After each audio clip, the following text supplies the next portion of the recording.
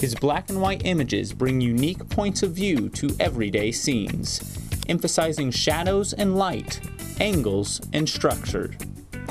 He allows us to see the familiar environs of Champaign-Urbana in a brand new way. On this edition of Art Now, we'll explore the photos of Alexei Vynarsky, or Lyosha.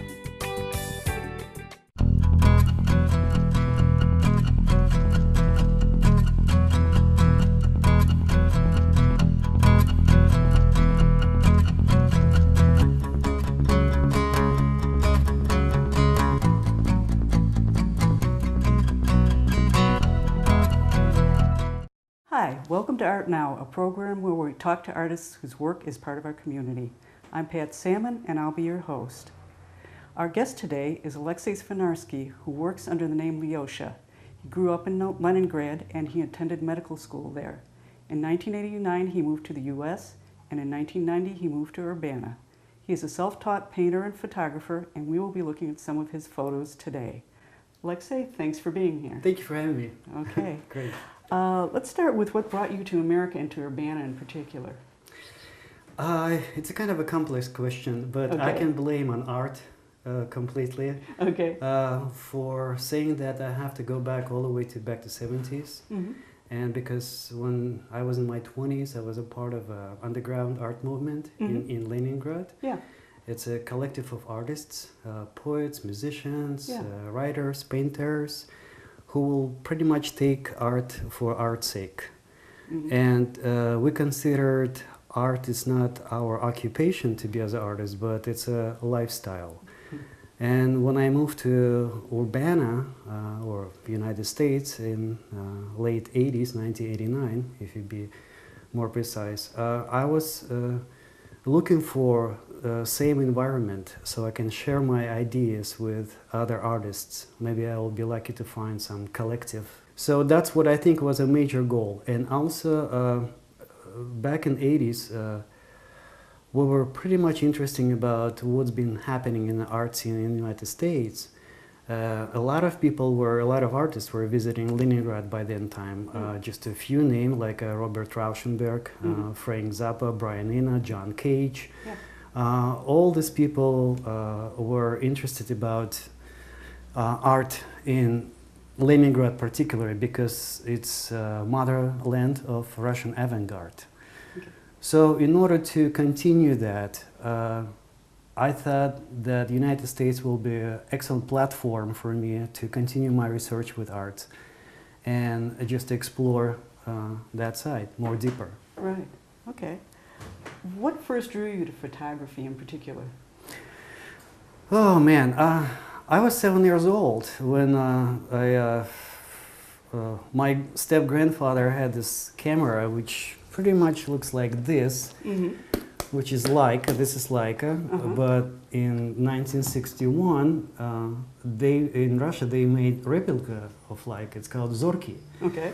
So it had a telescopic lens right here, so you have a move little tiny knob and the lens comes out.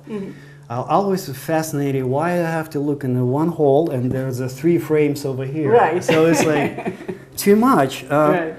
It was my first introductory to cameras, and then age 12, I think, one of those school summer camps, I participated in a workshop, darkroom, and I was completely fascinated of this magic under the red light and darkness and appearance of the image from nowhere. So to me, as a child, it was very, very magical moment, and Yes. I think that's what I just jump on it. Right. Absolutely. Yeah. I know you, besides being a photographer, you've also been a painter for many years. So let's just take a look at a few of your paintings. Okay. Here's one. Well, this piece will bring me back to 1991, and that was a time when I started exploring colors. I was into theories of colors, consciously abandoning theory of color wheel that I don't believe pretty much. So I was exploring how the colors will react on each other, how they work.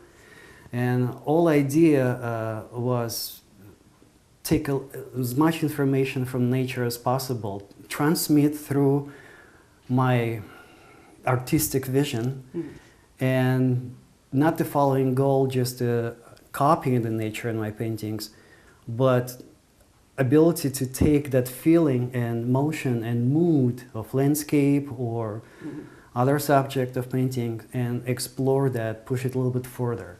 Right. So to translate colors to the language of feelings and sensitivity instead of just to take an image as it is and show the viewers how beautiful it was yesterday. Right. I mean, I was more interested to seal that emotion of atmosphere that attract me so much in that particular moment. Continue exploration with the colors. I don't think I can call that abstract paintings because all colors are abstract, and overall any painting it's an abstract product of fascination with nature and colors will just to continue to push me as much as possible, and I start looking through letters and writings of painters, and particularly French school and Russian avant-garde. And what I found out that all the theory of colors that we'll explore in the future will nothing else to do with the colors itself, but pretty much of appearance of the painting. So my fascination with color and the subject matter became to the point that I came to the conclusion of minimized my subject matter to the point of just a feeling and emotion. Okay. So the viewer wouldn't necessarily attach himself to the subject of the painting, but just to the feeling that is coming out of it. Right, the mood. Yeah, the mood, the atmosphere of this particular painting. Right. Okay. What do you think you've learned through your painting that influences your photography? Everything. Yeah, completely everything, seriously, because I'm taking photography as a form of art. For me, it's not a matter of documenting fragments of the day or time or space. For me, it's pretty much capturing that, again, atmosphere, what I was attracted to. Learning from the painting, because painting and photography share the same properties as composition, perspective, balance, harmony, and such. So you can translate that to dance, to the music, architecture. So you can see there's a lot of similarities going on together. What I learned from painting, especially doing black and white photography, that black and white, it's also colors. Okay. So it's just a matter that black, there's no light. There's obviously no colors you can see, but the color is still there. And white, it's a maximum reflection of the light. So from that point of view, if the digital camera today reading the light as a RGB and our eyes, because we have 3 different cones, so we'll take different length of the waves, and that's what medium, short, and long ones. Right. So then in order to print, they'll translate it to CMYK again. So that's will separate the more colors. So in order to avoid all this complexity, I have to analyze black and white color through perspective of all colors. I can't avoid and separate that completely and say, okay, this is just a black and white. Yeah. Okay. Now all of the photos we're going to look at today are black and white. I guess the question would be why you chose to use black and white rather than color. Colors, because my approach again, I mean, purely painterly, even to photography. If I'm taking the color pictures, which I do sometimes, for me they're more informative in order to study for colors again, because I'm continuously studying of colors. So if I'll get this knowledge from the color photograph and apply to my paintings, so okay, that explains a lot. But if I'll take that and just apply as it is to the black and white photography, it's not going to work this way. So obviously, thinking about colors as all colors together, I have to make conclusion that shooting the color film, I'm more curious about what kind of dress, what kind of color, what's the skin tone, what's the skin of the eyes and other things, and background and such and such. In black and white photography, it allows me, photography with black and white says, you know, forget about all these things. Okay, so you have to take the photograph, not how that represents, but what is inside. Okay. And that's for me is more important. So in black and white photography, I'm looking for drama. I'm looking for things that will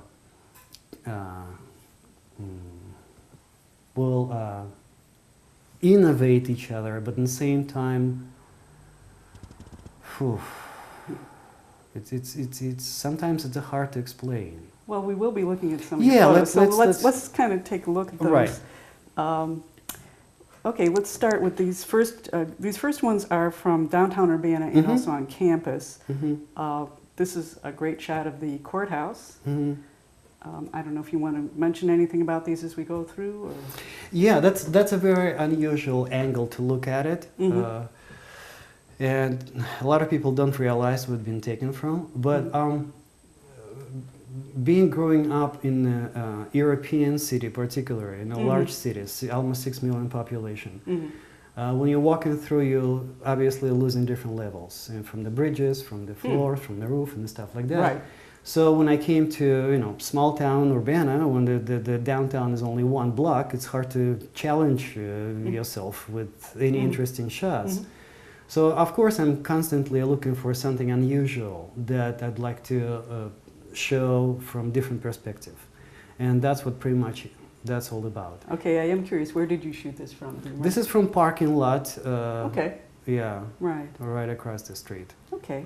And again, it's kind of influenced, like for instance with this shot particular. It's also downtown, not too many yards away from the building. But the composition-wise, that's what attracted me. That I will look something that again will challenge me, will challenge my view, will push me a little further than it is. And then in photography as well as in the paintings, it has a tendency, that media has a tendency to fool yourself, to escape from two-dimensional appearance. Painting and photography are always looking for something 3D. So that's what depth of field in photography and perspective in painting. So those all things, they work perfectly on each other. Same angle, I mean, I'm climbing on top of the roof most of the time, and I'm taking a shot from above, down below. How do you look for an angle? Do you just try all the different possibilities, or? I'm trying to different possibilities. I mean, there's a general concept. What I do, it's an observation. Before I'll touch anything, before I'll take the shot, I have to look. I'm looking, and that habit came from, believe me or not, from medicine. Because that's back in my times in medical school, that's what they teach doctors. I mean, before the patient came to the office, you have to look his appearance and such, and then started from there. So most of the time I'm a lazy photographer. I'm just sitting and looking around, and I have my cameras constantly, and I'm imagining all about if I'll go up there, which way will be better for me to use, and such and such. So it's a improvisation. It's a constant improvisation. This one is really great. I like this one. Thank you very much. It's a night shot. You can find me outside 3 o'clock in the morning, 6 o'clock in the morning. I've been taking photographs, but the mood of night shots. It's not only doubled the drama of contrast between black and white, but also creates this sort of intimacy in the photograph, and that's what it's all about. This one, it's a series of projects that I've been doing lately. Pretty much my own assignment. Artists have to create the games for themselves, keep us occupied. So, you know, if you'll ask me question if I have something particular to shoot in my daily basis, sometimes I do, sometimes I'm not. Sometimes I'm just will tell myself, okay, I'll go and shoot the Crystal Lake Park. It looks like light is good, and I'll go find something. I'll go, and what about if I wouldn't find anything else? And then I found myself somewhere else and take another shot. Right. So that's a part of this series of local shots, I would say. It's a surrounding area and purely about parks. Okay. Challenging geometry of the image and perspective, that's very important. And when you see in a flat two-dimensional work, you have to create that feeling of desire to walk into it, walk into the photograph.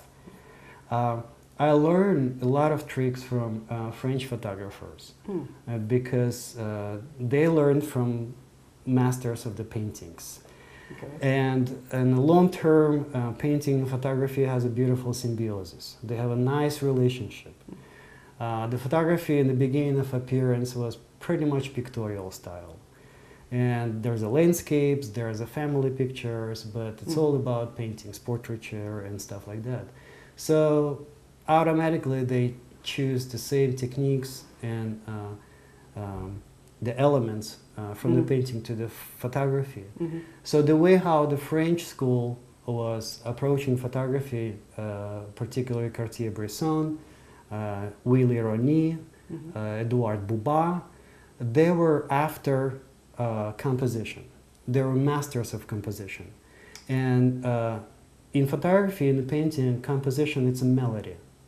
It's a melody of this particular piece. It creates not only atmosphere, but also rhythm. Yes. So that is very, very important. Yeah. Yeah, and this next few, I really like the use of light and shadow. This one, obviously.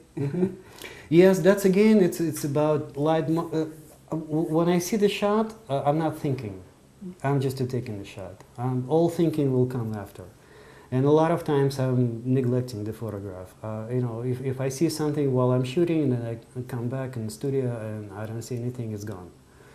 It's a lot of times just not working. So I'm very, very selective to my images. I'm very, very picky with light. Yeah. That's again kind of continued idea about composition and light. And usually light it's a major element in composition. I will select that motif and then I'll build other elements around according to rhythm of that particular image. So if I want to increase or decrease something, it's like driving manual car, pretty much. I mean, I can do that, especially with manual cameras. It's not a big deal. So, but again, that contradiction in the image and desire to make space within the space, that's what challenging photography a lot. Okay. Same image with this one, pretty much. It's the all night shots, and that's all beauty about. Brassai, who was a French photographer, was quite famous for taking night shots in Paris and Marseille. And that's what I was studying and learning also as well. Now these next couple photos are still lives, and I just wondered, when you're going to do a still life, how do you decide on the components and what kind of light do you want? Do you have an image in your mind, or do you play with the elements? Yeah, the shooting still life it's quite difficult because it is a difficult task. To compose, to make the composition in still life, it's very, very difficult because there's a huge element not to overworked, and there's a huge element not to be weak with your image. So when I'm choosing characters for my still life, I'm not creating any kinds of story behind. It's just a matter of, again, this atmosphere. And sometimes the object, like in this one, magnifying glass, notebook, and cotton, it's just, you know, they don't communicate with each other logically. But something about the blooming cotton and open the book and a magnified glass subconsciously will create some sort of atmosphere. Right. I mean, each of one will see image differently. And according to our own experience, we'll translate that according to our emotions. Right. So no matter what I see, you know, the other viewer will see differently. Right. But I'm not in a position to title that image or just to nail it to a wall and said, look, that's what it is, and that's what it is. So I always will give decision to the viewer. To viewer, yeah. To make his opinion. Right. Same with still life, although this one it's called totally wood. Wooden table, wooden bowl, wooden pipe. And this still life came out to life spontaneously, absolutely. The pipe purchased from John's Pipe Shop on campus. I've been tracing those places like hairdressers, John's Pipe Shops, mechanic offices and stuff like that, just for looking for some kind of interesting shots. Right. And then when I made this shot and I show it in my exhibitions, people will come up to me and said, you know, this picture really reminds me of my grandfather or my father. Yes. So it shows me that it's not necessarily to create still life according to your thoughts, according to your associations. I mean, you can create atmosphere pretty much out of nothing. Right. But again, people will read that differently. Right. Everybody's going to right. Absolutely. Right. Yeah. For me, it's wood, and for somebody else, it's a grandpa. Right. Right. Okay. This next series is a lot of photos of nature, and there's a number of them. So if we can just go through each a little bit. Yeah. Of course. Yeah. On daily basis, I'm having 2 cameras with me every day. It's a film camera and digital camera. And local scene is just beautiful. It is gorgeous. It's a flat, it's endless horizon, it's a beautiful clouds, you vanish in this landscape. Now it's not gonna happen everyday life, so I'm particularly looking for, again, beautiful background that will give me something provocative, something pushing me forward with the image. But at the same time, I'm not analyzing, I'm not thinking about what I'm shooting. Right. I'm capturing and then see how it goes. Now, these elements that of local scenes, you know, nature that surrounds us, cows, horses, it's kind of irony because we live in college town. Yes, yes. And then there's a lot of people have no clue that there's a farmland just 10 minutes away from here. Right. And actually the will represent Urbana as well as a court house. Right, right. So that's what I've been thinking about. Right. Early morning shots in the age of still life or nature. I'd like to be playful. Yes.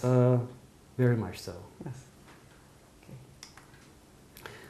Same with this, again, just walking through the nature with my camera, looking for particularly drama, I would say, in landscape. Right. But at the same time, I wanted to mention, when I'm going outside shooting, I'm not looking for anything to shoot. Usually it comes up to me. It shows me. And then I have to react or I have to ignore. It's up to me.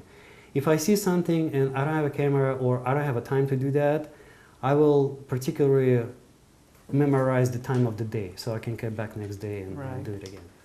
So it's pretty much the same. It's a part of the my future work that I'm collecting photographs for my future book. It's called Urbana in Focus. And that's what the reflection of not only urban landscaping, but also the landscaping that surrounds us. Well, this one, that's great. Did you envision it looking this way? I mean, because obviously when you look at it, it's in color. But yeah, I have to see in black and white in advance, and that's again, takes me back. I'm sorry, to the theory of colors. Right. So again, I have to look in black and white as a colors. Although Right. they not exist in nature, they don't Right. exist. But Right. I have to consider that. Right. Okay, and I think we have a few more. Homer Lake, Yeah. Mother Nature showing me beauty. And then these last two are sort of surreal images. But I love this one. What's the title of this one again? It's called My Office. Yes, I love it. It's great. Yeah, there's nothing more I can say about it. Right. And then this last one. Yeah, the last one, the person who were they're just sitting under the organ which been covered with a plastic sheet in order to clean it, in order to be cleaned up. And I just I was lucky to have this moment, and without thinking, I'll just take the shot. Right. And I guess that's it for now. Yeah. I know you've got a couple of new projects coming up. You've got the photo book on Urbana, and also you'll be having a show at the Illini Union Gallery. Do you want to just say a little bit about that? Yes, Pat. I just came back from St. Petersburg, Russia, with a large portfolio of black and white photographs about the city. And I found sponsor at the U of I. It's a Center of Russian European Studies. And sometimes in 2012, I'll do my show about St. Petersburg. It's called My Journey from Leningrad to St. Petersburg. And the closest project, there will be a book on Urbana. It's called Urbana in Focus, and that's what I'm working today. Right. Great. Well, thanks very much. Thank you for having me. Yeah. Our guest today has been Lyosha, and you can see his art at several websites, www.sachonline.com, Lyosha Studio, and photo.net/photos/Lyosha. And also please look for his upcoming show at the Illini Union Gallery. And find me on Facebook, please. Lyosha Studio. Okay. Thank you. We hope that you have enjoyed today's show, and we also hope it will inspire you to explore the local art scene and to make your own art now.